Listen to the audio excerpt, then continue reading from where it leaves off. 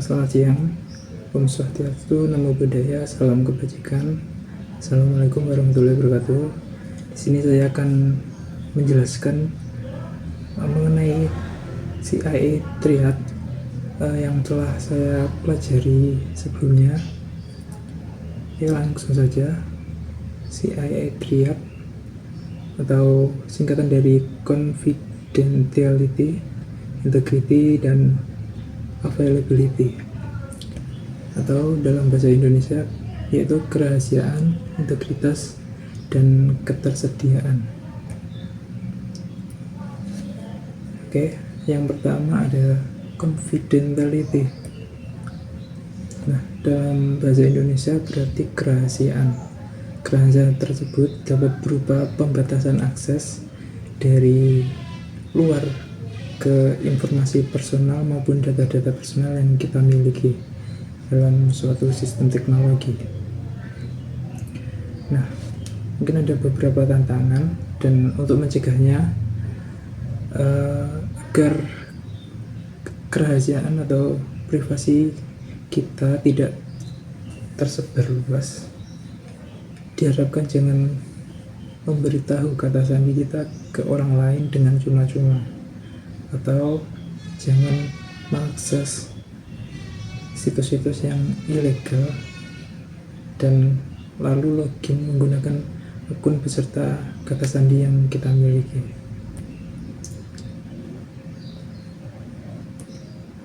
Yang kedua ada integrity atau integritas.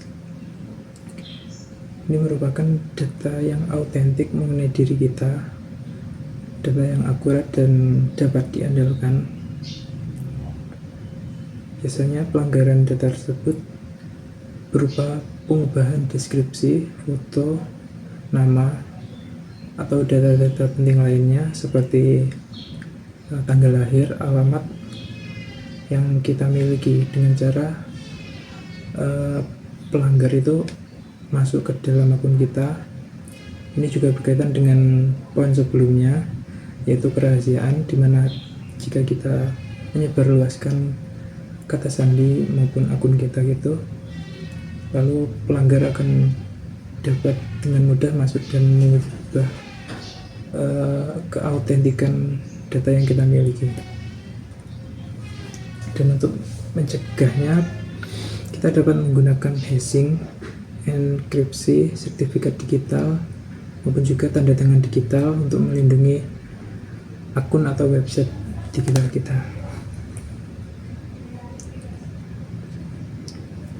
Oke, poin yang ketiga ada availability. Dengan kata lain adalah ketersediaan. Ketersediaan di sini dimaksud untuk memastikan data kita dapat diakses bagi pihak yang membutuhkan.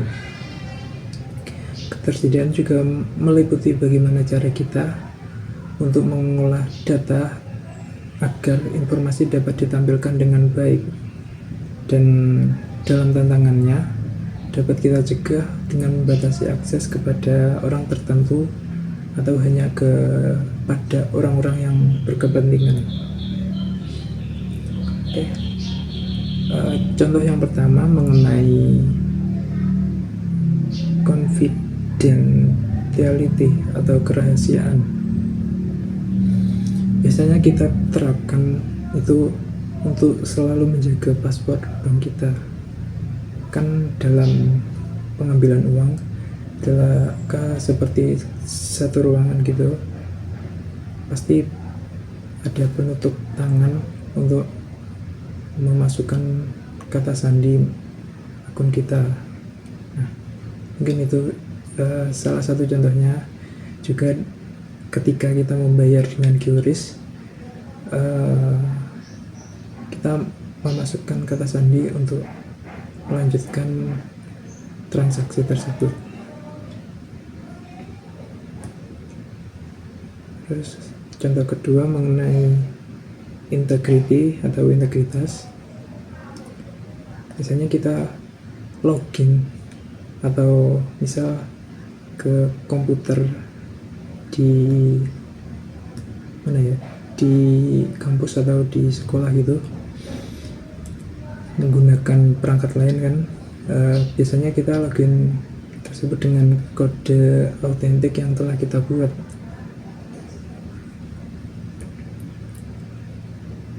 Terus contoh ketiga mengenai availability atau ketersediaan dalam keseharian. Sebagai mahasiswa kan banyak tugas yang dikumpulkan secara online, salah satunya melalui Google Drive, dimana dalam Google Drive tersebut biasanya kita membatasi akses file kita agar hanya bisa dilihat oleh dosen kita dan tidak tersebar luas begitu. Dan terakhir, contoh terakhir di sini saya kepikiran dengan tugas ini. Mungkin ini adalah salah satu contoh mengenai kerahasiaan data atau CIA tersebut, di mana ini menceritakan seorang tokoh yang gagap dalam menjalani kehidupan yang telah berganti zaman. Mungkin latarnya itu 2014-an ketika kita mulai kegandrungan akan ponsel. Nah, salah satu adegannya atau plotnya itu ketika si tokoh yang bernama Jaya itu ditangkap polisi ketika atau setelah menjuliti atau mengolok-olok atau apa itu namanya, mencemarkan nama baik ayahnya sendiri yang dia benci dari kecil karena selalu selingkuh dengan wanita-wanita lain.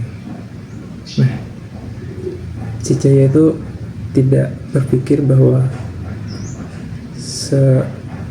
dunia yang ada di ponsel atau di komputer itu mempengaruhi dunia kita. Jadi dunianya berasa ada dua dan tidak saling mempengaruhi, padahal satu sama lain itu saling mempengaruhi, dimana kata-kata kita yang kita tulis dalam internet tersebut dapat dilihat oleh banyak orang dan mempengaruhi bagaimana persepsi orang yang membacanya kepada nama bapaknya, begitu ya. Terima kasih. Mungkin itu yang dapat saya sampaikan. Assalamualaikum warahmatullahi wabarakatuh.